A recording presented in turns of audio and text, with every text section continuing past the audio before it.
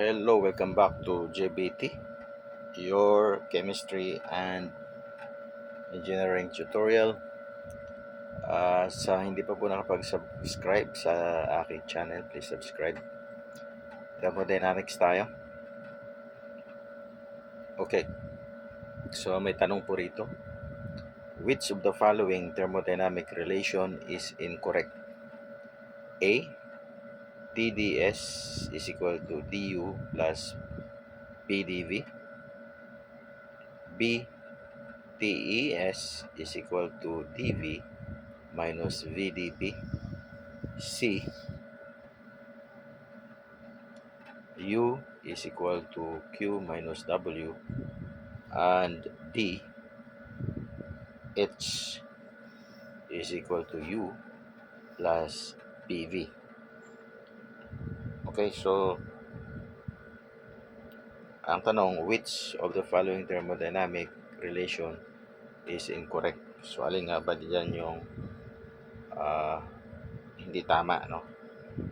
So kung mapapansin natin, yung U is equal to Q plus W.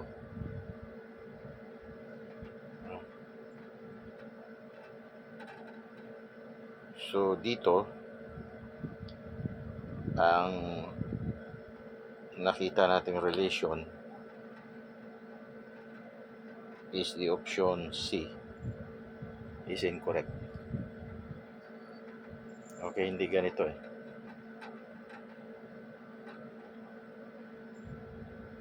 So therefore, ang sagot natin dito, C is incorrect. Diba? C is incorrect. Other things are correct.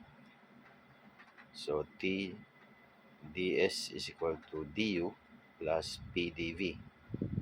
This is correct. Tapos yung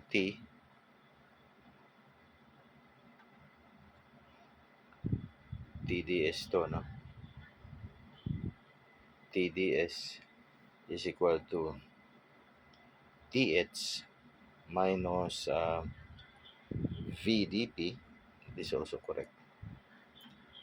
Tapos yung enthalpy is equal to U plus PV is also correct.